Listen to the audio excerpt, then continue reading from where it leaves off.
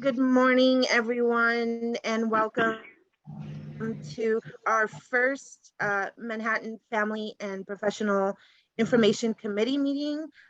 This is our first meeting for this calendar year, and we will be having a few more meetings already on the schedule for the rest of the year, which we will talk about in just a moment. I just want to let everyone know we are recording, and hopefully all the wonderful information today will be available through the Manhattan DD Council's YouTube page. So if there's any information that you missed, you can definitely visit the YouTube page and catch it. Just realized I didn't introduce myself. So my name is Wendy DeLeon, and I am the co-chair of the committee. And I also want to introduce Lisa, or have Lisa introduce herself as Hi, go ahead, Lisa. I hope you can hear me. I'm Louisa UC Roche. I am a regional director at Care Design New York, and I co-chair the committee with Wendy. Hi, everybody. Yes, thank you, everyone, for joining us. I do want to kind of jump into allowing the people who emailed me regarding wanting to discuss their particular program, allow them to go first, and then once they're done, we can open it up to the rest of the floor in case there's anyone else who would like to discuss vacancies in their program. So today we really just want to focus on resources available that we can take back to the families we support, particularly in Manhattan, of course, since committee focuses on Manhattan, but I do understand that many of our agencies and programs support people in multiple boroughs. So feel free to discuss any other areas that your support or service is available. And with that, Michelle, if you want to go first. Oh, thank you so much, Wendy. And thanks for allowing me to speak to this wonderful group. So my name is Michelle Kirschbaum. I'm the director of programs of an organization called New York Peace Institute. We are a center that provides free conflict resolution services for families, individuals living in Manhattan and in Brooklyn. So I'm thrilled to be able to share information about our organization, because we are always trying to raise awareness about what we do, and so many people don't know about it. What I mean by conflict resolution is that if there is a dispute that an individual or a family is having, we provide the case management and meaning case development, and actually the neutral mediators who will meet with all parties involved in that dispute and facilitate a conversation with the goal of trying to help the parties listen to one another and maybe come to some resolution. Where that is relevant for maybe the families that you're working with is that we provide mediation for special education disputes. So parents of children with a disability, with an IEP, who are maybe not happy or having a conflict with their child's school or with the district. We do a lot of those kinds of cases where we bring together the school, someone from the district, the parent, and we typically try to connect the parent with some free advocacy services or legal services. And we have a meeting with everyone that we facilitate and try to help them talk about what the issues are. It could be about programs, services. It could be about the classification or evaluation. And a lot of times it's really about a breakdown of trust and communication between that family and the school. So mediation is a really good process to use maybe before going to an impartial hearing, where, the sort of a similar, your parents might be trying to resolve an issue, but it's a more adversarial kind of process. One of the good things about mediation, whether it's for special ed or something else, is that, the mediator is neutral, the conversation is confidential, and over 83% of the time, that meeting ends up in a resolution. If there is an agreement, it's written up in a document that is called a special ed mediation agreement. All the parties sign it, and it's legally binding. So any changes in there to the child's IEP do have to be immediately updated. So that same kind of process we can do for young children in early intervention, older individuals with Access VR.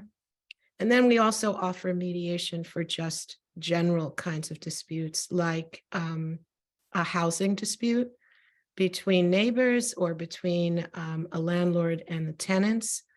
So pretty much almost any kind of dispute, interpersonal or not, filed in court or not, because we do a lot of cases that are already filed in court. Sometimes mediation is a really good way to go. And I'm very passionate about this process because I've been involved in it for so many years. Where I find it particularly useful is when the conflict is about a child. So that's the special ed early intervention, but also we do co-parenting mediation. So when parents are separating, either they want to take their custody dispute to court, or maybe they don't, we can still mediate those cases, and they're quite successful. And finally, the other mediation that, the other kind of situation that is really good for mediation might be issues around guardianship, which is bringing together a larger group of people to talk about the guardianship of the child, whether there's problems with the guardianship or people want to change the guardianship. And those could be cases that are filed or not filed in court. I will put my contact information, I guess, in chat. And if anyone would like additional information, I'd be delighted to speak with you and to talk more. Thanks so much, Wendy, for giving me this opportunity. Of course, Michelle, and if anyone has any questions about the service, just please either use the raise your hand function, or you can unmute yourself. Oh, Ellie, I see you're already using the raise your hand function. I'm very civilized today.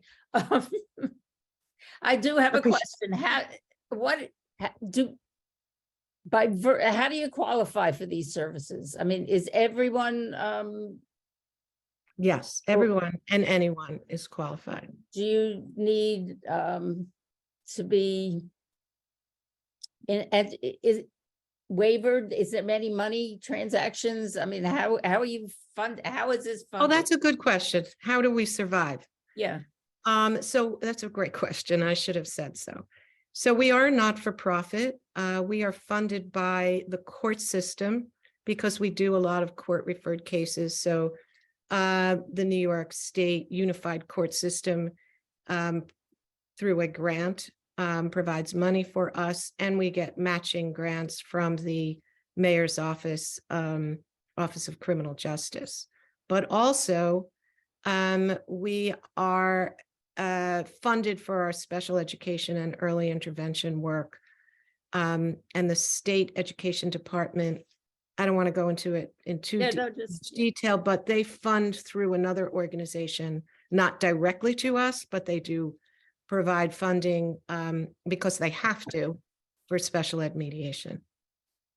And so how do you qualify? Just knowing about you?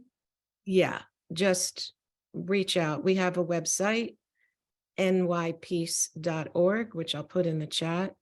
I'll also put my phone number and my email address, and encourage anyone who's interested in finding out more or who has a particular situation they'd like to refer to us. We would be delighted to speak with you. Also, if there are other opportunities for us to come and present information in more detail about these services to other organizations or groups, we do that all the time, and we'd be very happy to do that again. That's great. Thank you, Michelle. And the referral process, is there a form or we just simply reach out to you first and then? There is a form which you can access through our website, or you can just call. And, we do answer the phone, or you can email. And sometimes somebody calls or emails, and then we on the phone, we fill out the form together, which is just getting some basic information so we know what the dispute is about and who's involved. Do you for a third party to do the referral? For example, many of us here on this meeting are agency representatives. Is that okay, or should it be like the parent or whoever's having the dispute that reaches out directly? As long as the parent has your approval or consent to give us information, by all means, you can refer. And often advocates, attorneys will call us or contact us to refer a case that they're working on, or an organization. So yeah, we want to make it easy. So there's really, the only qualification would be that the family lives, works, or the child is in school in Manhattan or Brooklyn. If it's in another borough, there are other centers that handle this, do similar work, but in the other borough. All right, thank you so much. Did anybody You said else have any child, questions? is that an age thing, or is that just because there are children? No, I mean, if they're school-age children and we're doing special ed mediation, the school needs to be in Manhattan or Brooklyn. Right. But if you're doing other kinds of things, the person can be over 21. Oh, of course, yes. All right, thank you so much, Michelle. And Wendy, hi. Yeah. Sorry, hi, Susan. very quickly, do they have to have a documented disability? Documentation of a developmental disability? If there is no, but I mean, obviously, if it's a, no, the answer would be no. That's major. Major, big time. I hope major in a good way. I believe so, definitely. We don't come across services often that don't necessarily require OPWDD services or OPWDD eligibility in place. So this is great, especially for like tenant mediation. That's a big one. It is one of the housing issues that does come up pretty frequently, see through my program at least. So thank you again, Michelle, and keeping it going with the information about vacancies and services. Jackie Tripodi, if you're ready. I'm here. Hi. Good morning. The New York State Institute on Disability has a family support contract, and in Manhattan, what we can do is provide reimbursement for goods and services. One of the caveats is that there is this new administrative memo from OPWDD that has to be adhered to, and they are very strict about clinical support services that are necessary. Clinical support documentation. So if you're looking for reimbursement, there needs to be clinical documentation as to why and how it's related to the disability. One of the pieces of family support is that an individual do remain at home. So these supports are to help in that case as well. Reimbursement can be for camp, can be for clothing, other goods and services. Again, it determines on the individual's need, and it has to be following the ADM. I did put the information in the chat along with the link to the ADM, and I encourage people to look at pages 8, 9, and 10, because these are, I'm getting to know this in my sleep, unfortunately, as to what supports are needed. We cannot submit anything to the state without having the right documentation. So we encourage families to reach out to us if they have questions. I did put my contact information in the chat as well as my email, because we want to be able to help us families. And I have to say at this point for Manhattan, we have not, we haven't really been able to provide any Manhattan reimbursements at this point. And we're in November. So it's very disheartening. And we do want to try to help families because they don't understand what clinical service justification do I need, say for clothing. And I use my son as an example. He has cerebral palsy. He has gross motor delays and fine motor delays. So when he feeds himself, he ends up feeding his entire wardrobe. He's going to be 30 years old, so he does not wear a bib. So his clothing gets ruined and has to be changed because we don't walk around looking that way. You know, he's just not, we have to wash his clothes. So now by washing his clothes, I have to constantly buy new clothes. So this is, you know, documented in his life plan. It is documented in, you know, reports. Its clinician has to provide information. So this is how we would justify my son. So this is what we try to make sure families understand. The justification is there. You just have to know how to document it.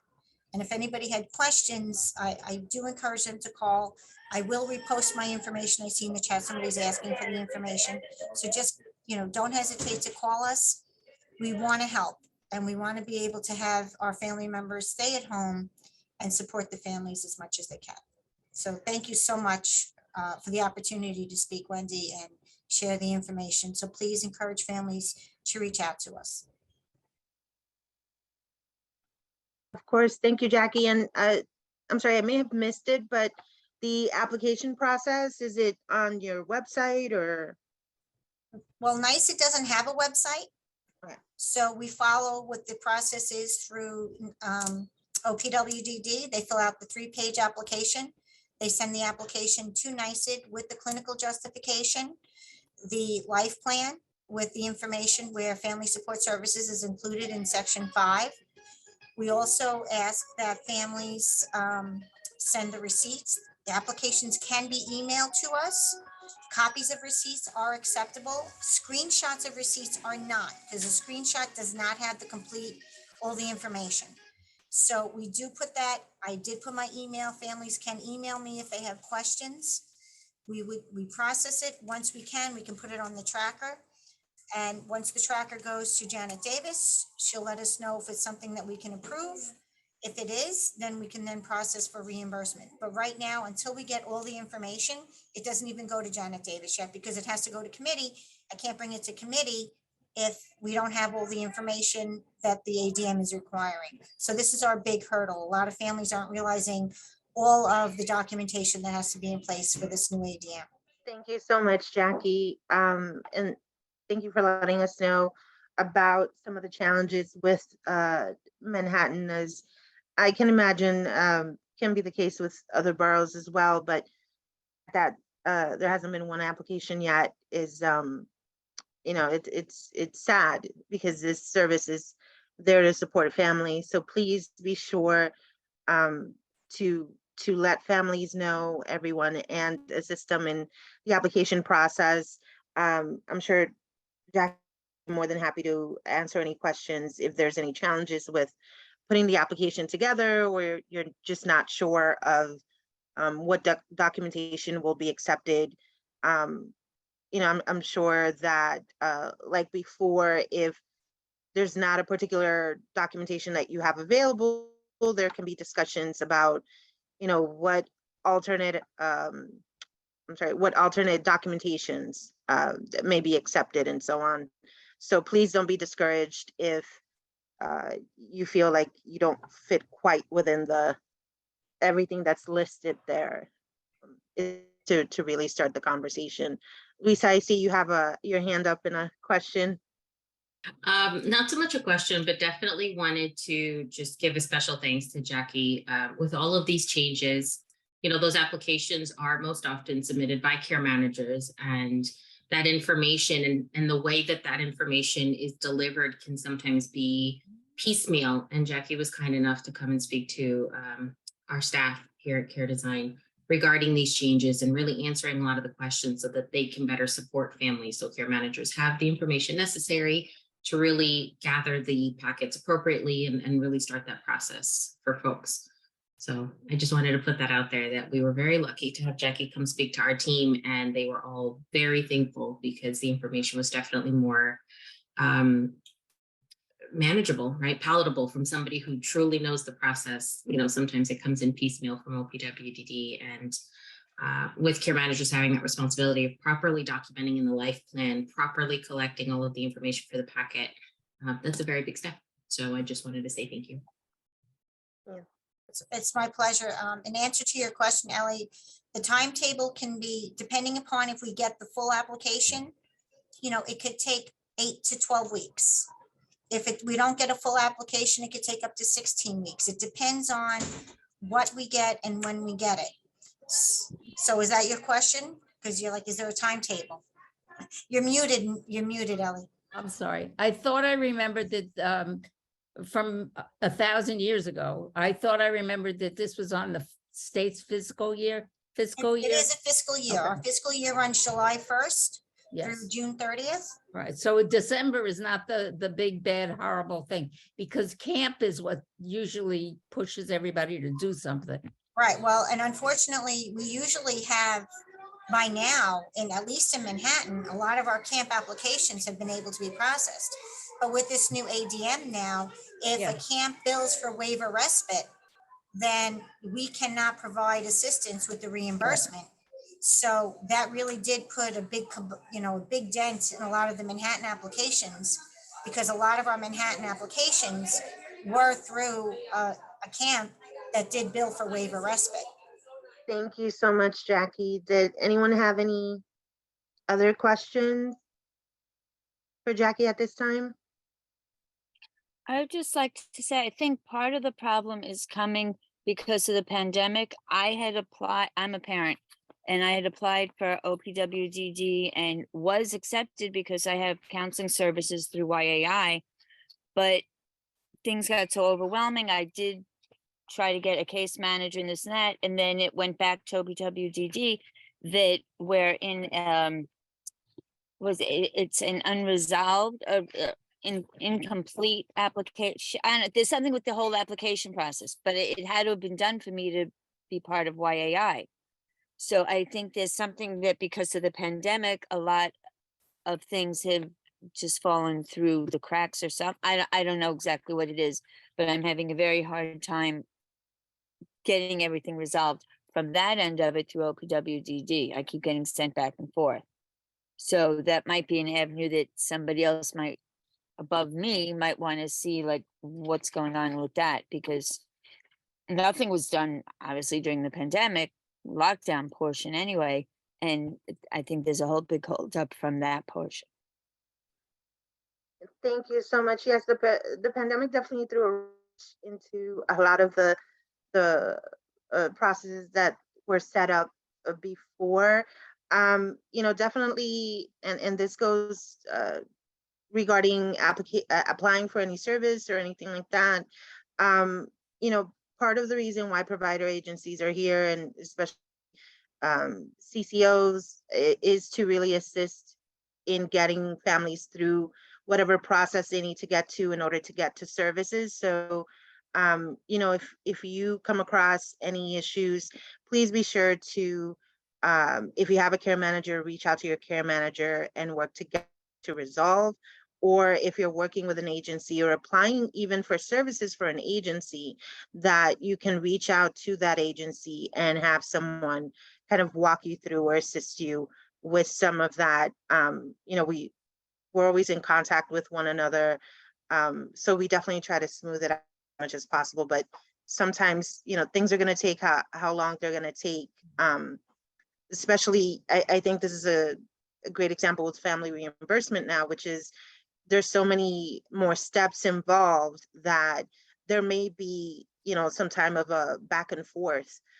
Jackie gave a time frame, but that's just from the moment the full application and all the documentation is submitted. So even the process of getting all that to the provider agency can take some time. So we're definitely aware that, there's definitely challenges with that, and try to address it as much as possible. So that's the key. But please. One of the big hurdles that I'm having is that they want all the evaluations redone. And that's extremely time intensive, extremely, Right. and just provider, everybody's busy. You know, I've been trying to see if my daughter might be a candidate, you know, for medication for anxiety and stuff, but to get a provider, just to get a psychiatrist, it's impossible, you know, short of going into Bellevue, and she has major anxiety just at the name Bellevue. So that's not going to work. You know, Well- it's, I shouldn't have to redo an application that's so intensive and took a long time to get all, you know, the psych evals and everything else that we did do, redone. You know, it was there, they should have it. I couldn't have gotten into YAI if I didn't have everything done. And, you know, so it's somewhere with OPWDD, I think that it's holding things back, and that might be why the Manhattan applications aren't coming through. I don't know, you know, that I'm just posing that. I just know I'm one person who's struggling with having to possibly redo everything, and I do not have the time to do it. You know, my daughter's older, and it's just too much. That's definitely understandable, Lisa, and thank you so much for sharing. Jenny, did you have your hand up as a response to what Lisa's Yes, saying? I was just wondering when the evaluations were completed, Ms. Lamb, how old they are.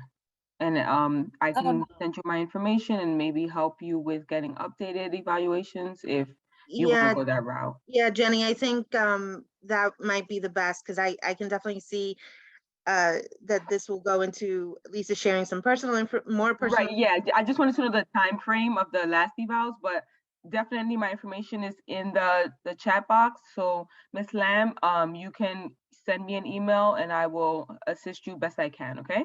Okay, thank you. You're Appreciate welcome. it. Thank you, Jenny, and thank you, Lisa, for sharing. And with that, I want to keep the sharing of resources going. So Claudia, if you are ready, we'd love to hear about what's going on in Esperanza Center.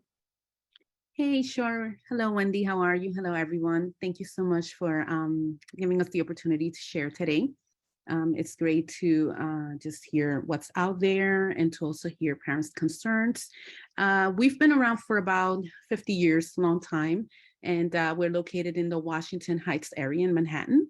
But we do service people living in Manhattan and the Bronx. I know that we're focusing on Manhattan, and fortunately, most of our services are available in Manhattan. We do have a multitude of services ranging from in-home respite, community hub, getaway respite, weekend recreational program for adults with disabilities. We also have a Tuesday and Thursday program, which is very popular for individuals with autism having challenging behaviors. That's like an after-school program. But I would say that the one that we're actually doing major outreach for right now is day habilitation, day program, because as probably all of you know, after the pandemic, there were so many changes, and we did lose a portion of the people that we had enrolled in our program. So we do have a couple of vacancies there. So anyone who's interested, or if you know of anyone who is transitioning into day program, we have a couple openings. The program is available Monday to Friday, 8:30 to 3:30. We do have transportation, and it's again for people in the Bronx and Manhattan.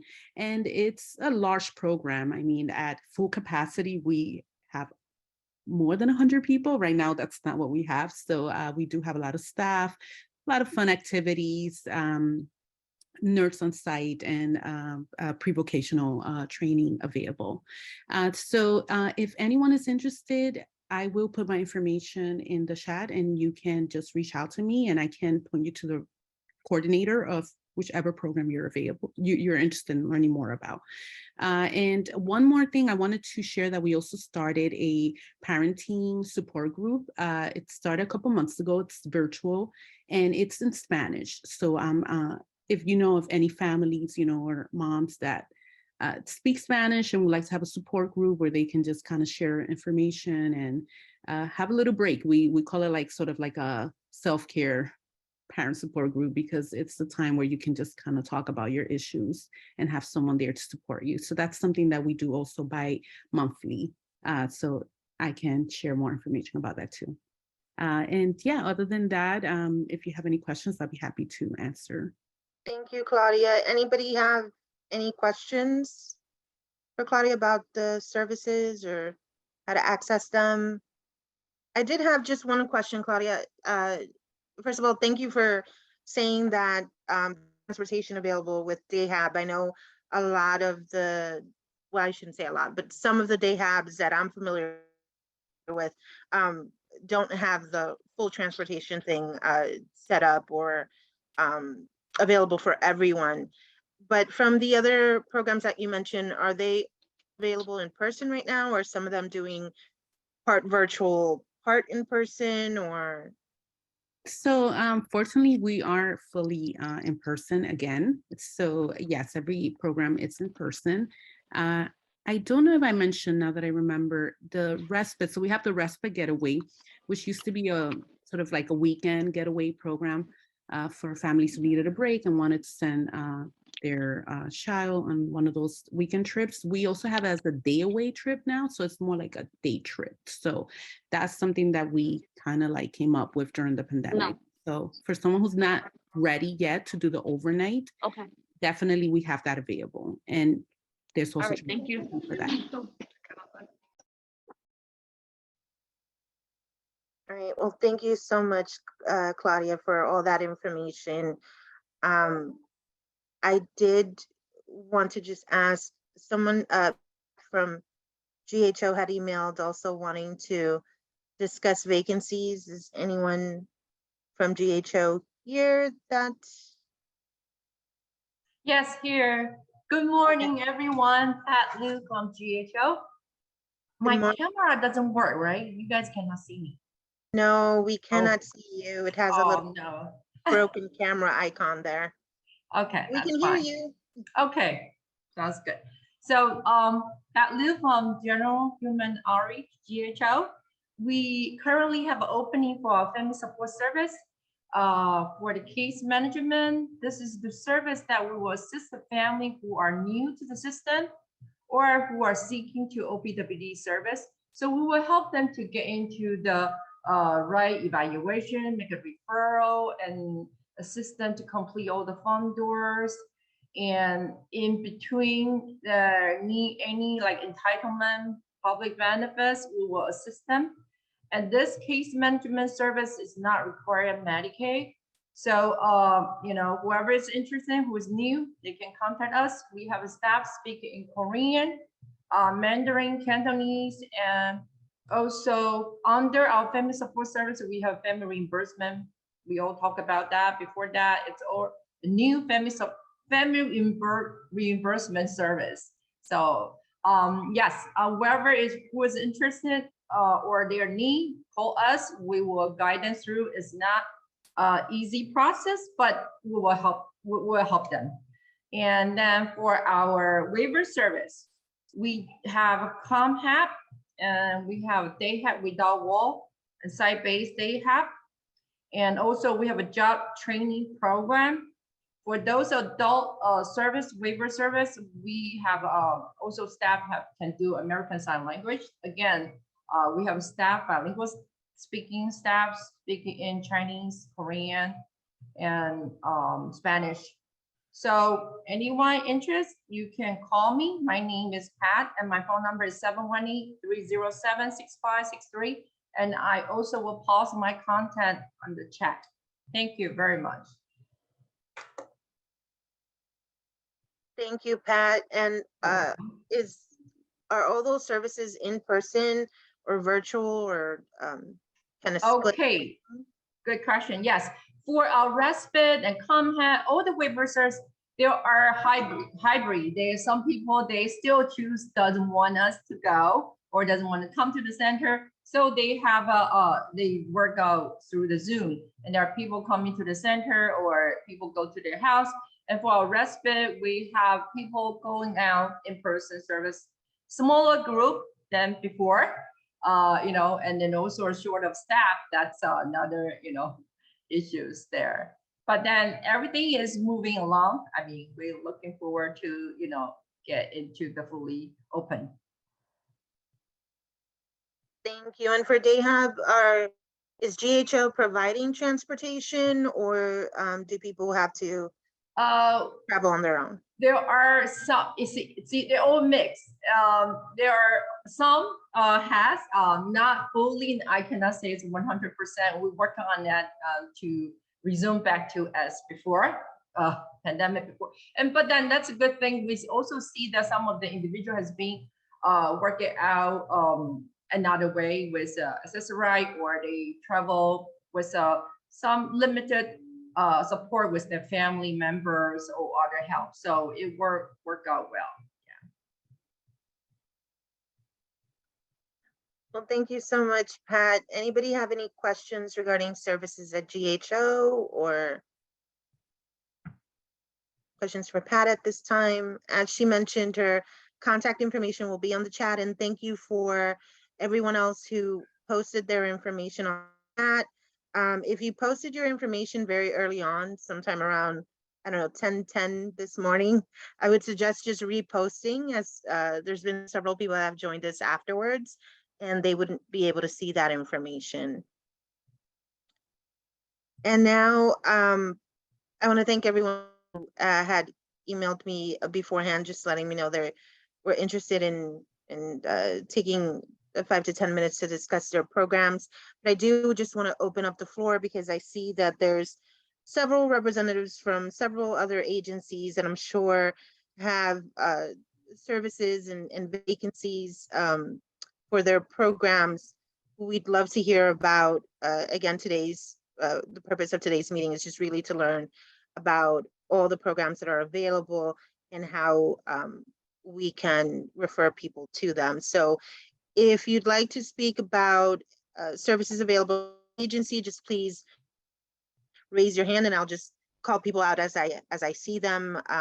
As you see, we have plenty of time, and people will have time to speak on their program. Jay, I saw you wave your hand, so go right ahead. Yeah, I did it the old-fashioned way, because I always get lost trying to find how to raise my hand. But yeah, Jay Kleinman from LifeSpire. Good morning, everyone. LifeSpire has behavior management and parent training in Manhattan. So basically, we generate a behavior plan. We teach the family how to, put the behavior plan into effect. It's available either in person or remote. Sometimes it's done hybrid style. So we'll have some families, or a family may have a session in person and a session remote and so forth. So I put the information earlier in the chat, but if you'd like to refer someone, or if you have any questions, my email address is in there. It's just J Kleinman, the letter J, my last name Kleinman, at lifespire.org. Okay, thanks. Thank you so much, Jay. Anybody have any questions about the program itself, or?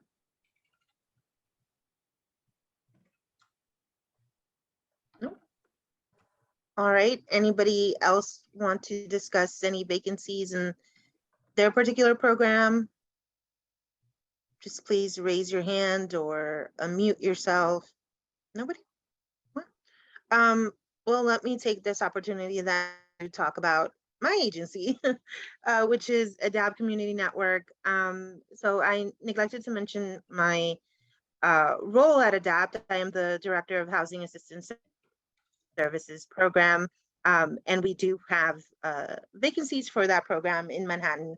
Actually, every borough except the Bronx now. There's a bit of a waiting list on the Bronx, but the program provides housing advocacy, information, and referral services through case management for housing issues for families living in Manhattan. And some of the issues, examples, are things like people looking for affordable housing or accessible housing, people facing eviction and needing to know about the housing court process or resources that may be available to them to assist them with their arrears.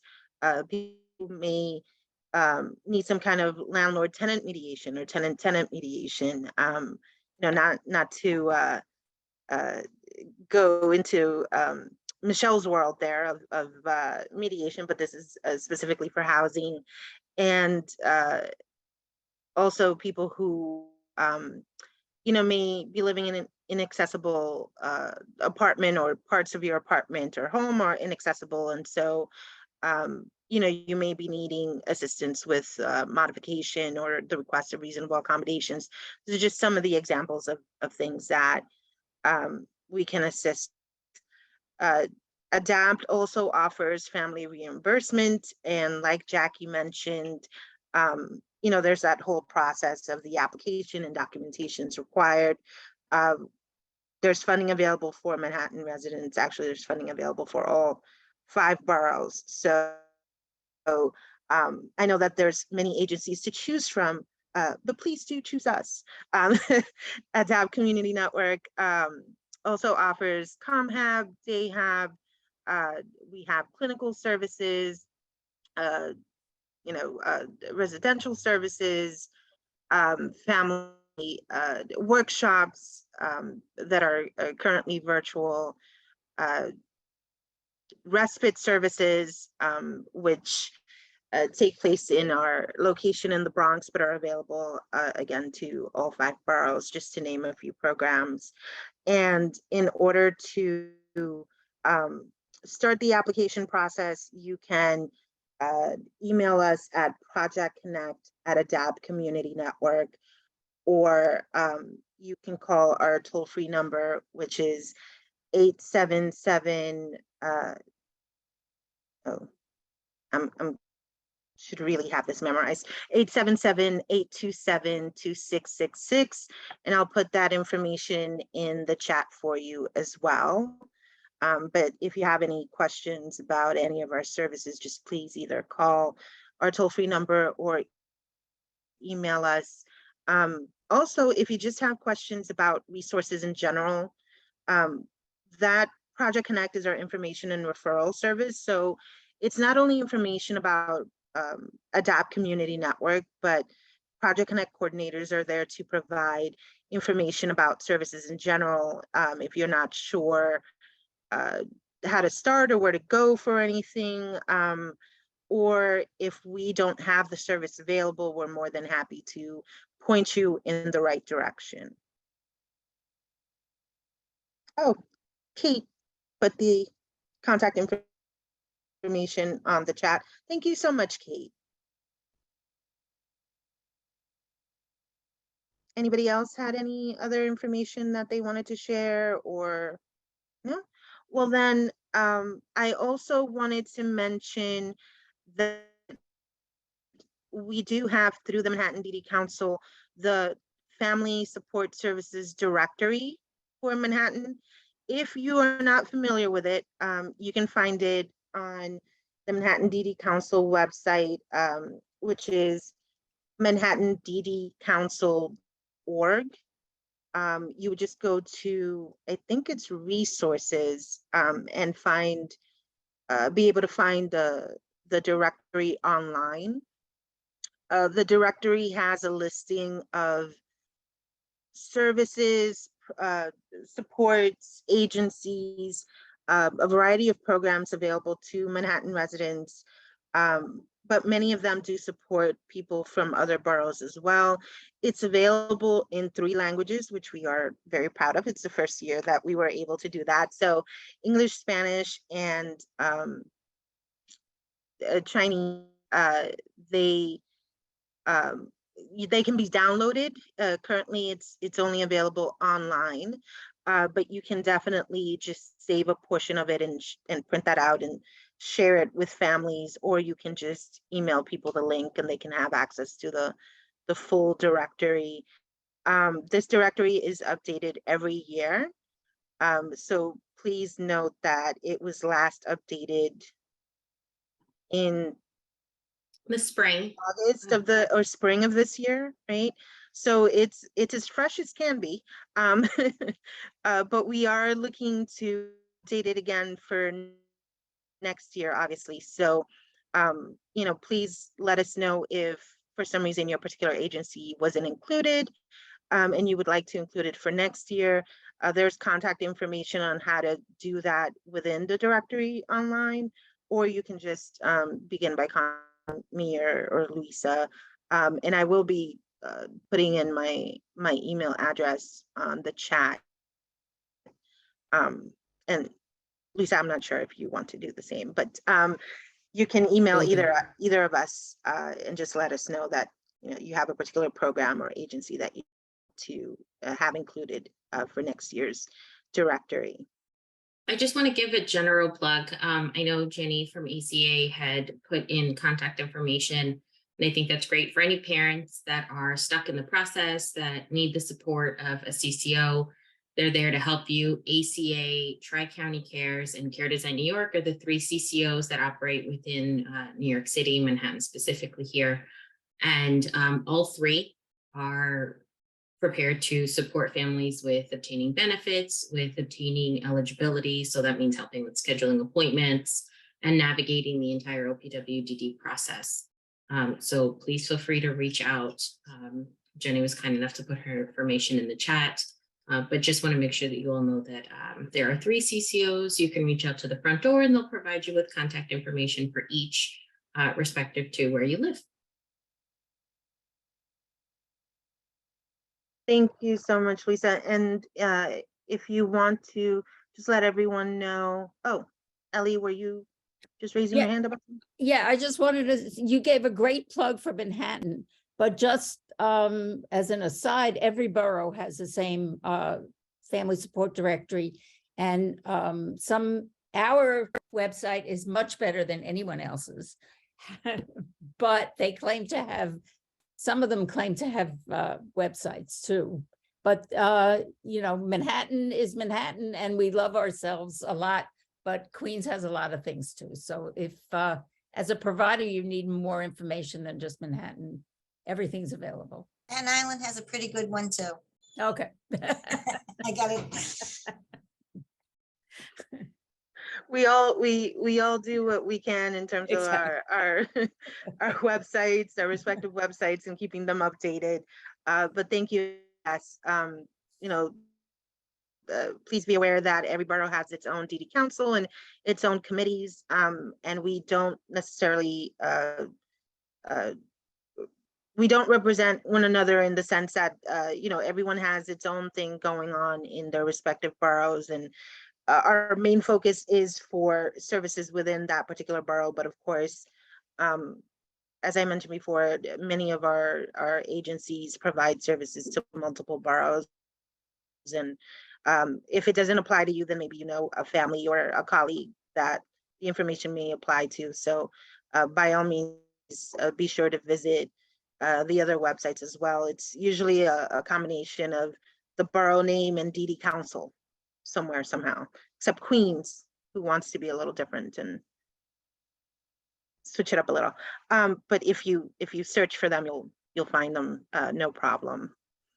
And Luisa, if you wanted to mention our next meeting or. Sure, yeah. So our next meeting is going to be in January, on Wednesday, January 11th. Let me make sure I get that right. So the second Wednesday in January is our tentative date for our next meeting.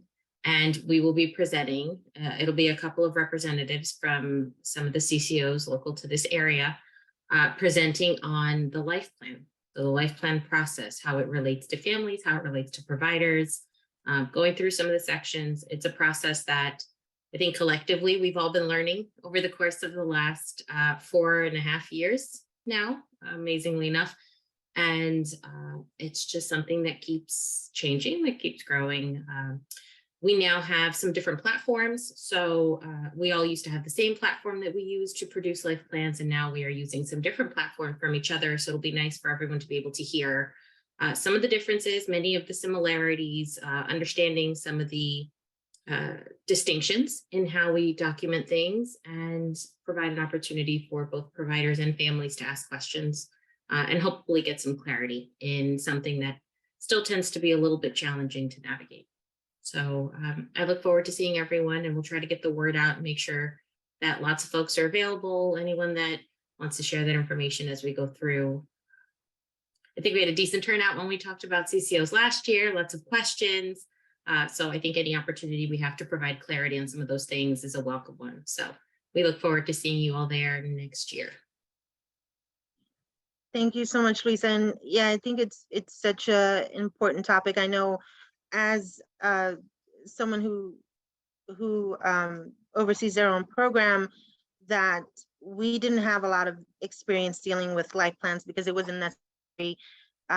Maybe you shouldn't say necessary, but not a lot of people were adding a particular program into their life plan, and it wasn't really affecting the way they get their services. But it definitely looks like we're moving into a point where if it really isn't mentioned in the life plan, we'll get to a point where you just cannot receive that service. And so I think it's important from a parent standpoint to know what they need to mention, wording, how things should be worded, the different sections on where they can find information. And then from a provider agency standpoint, just really understand how it may impact your particular program if the people that you're supporting or looking to support aren't including the information in the life plan, and also how to look at the life plan.